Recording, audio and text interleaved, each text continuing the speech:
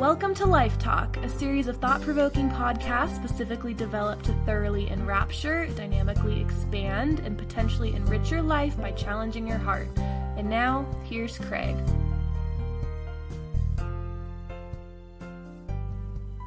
So as I put this podcast together, it's really a compilation of thoughts that I have throughout a week, a month, that have come to me by virtue of the work that I do, the patients that I see, the things that I happen to write.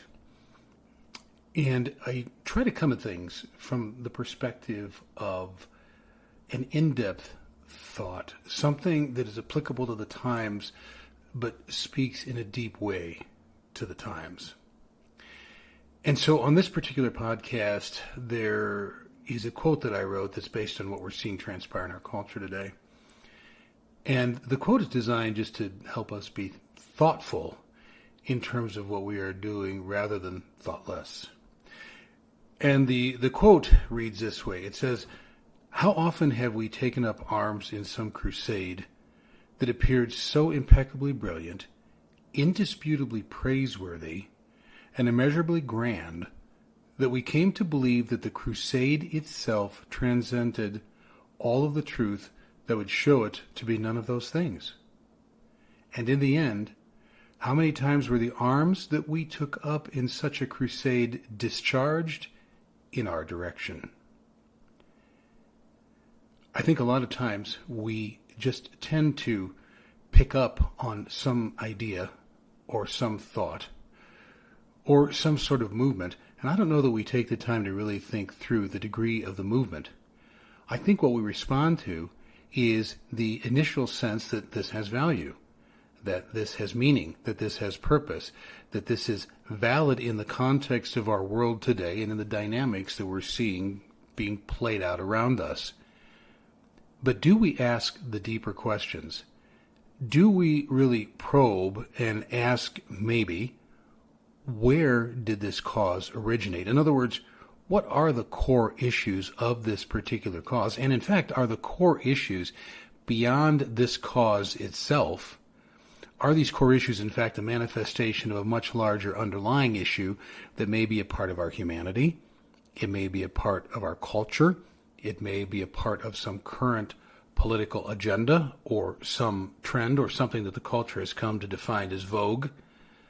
But have we looked at the deeper issues and asked, is there something much more profound here that we're missing because we've taken up this cause that certainly reflects some of the elements, whatever this issue might be, but does not reflect the issue itself? And so I think we need to be thoughtful, because when we're not, often the cause is really not the thing that is going to address the underlying issue. And therefore the cause at some point is going to go away, or it's going to diminish in intensity, or it's going to end up turning in on us. And we end up having the cause turn on us in a way that's destructive for us, but then the cause itself becomes irrelevant to us. Therefore, the underlying issue that was really driving the cause in the first place goes unattended and unresolved.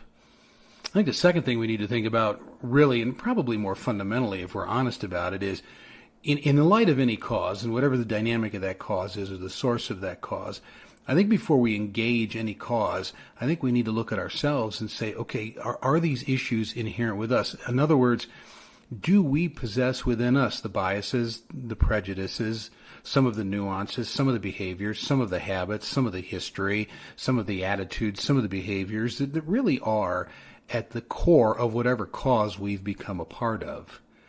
And so I think it's imperative that first and foremost, we stop and we look inward before we look outward.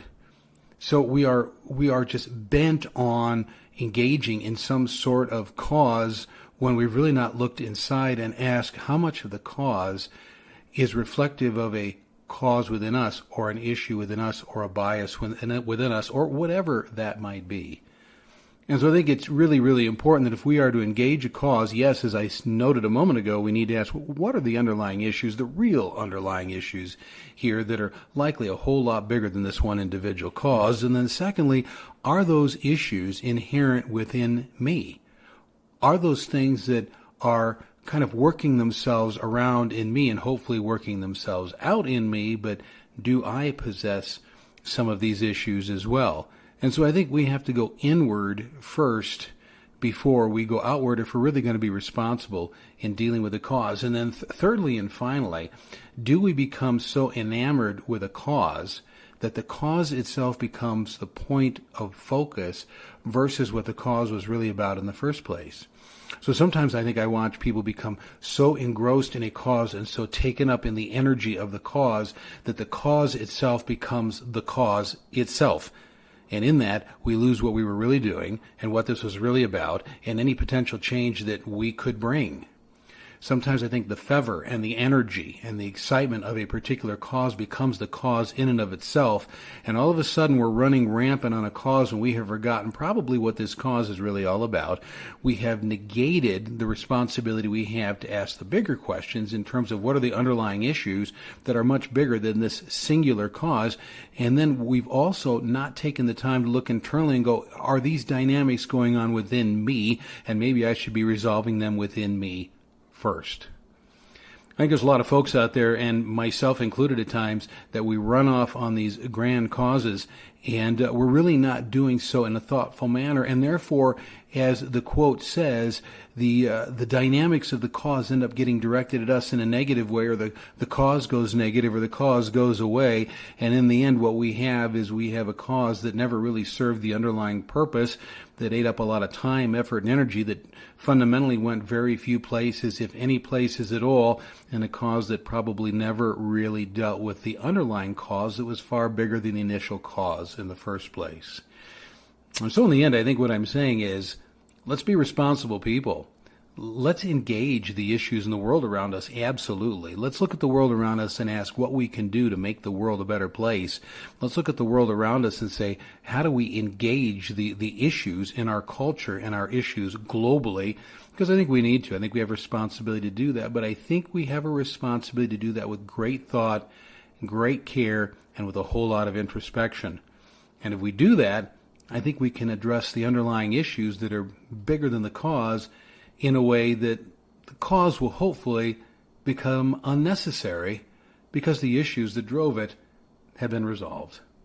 And so I'd hope you take some time and think about that in terms of your own involvement in whatever cause you are standing for or have stood for. And might we really bring a change to our world that is not superficial, but something that is substantial? Think it through. Go change the world, but do so in a responsible way.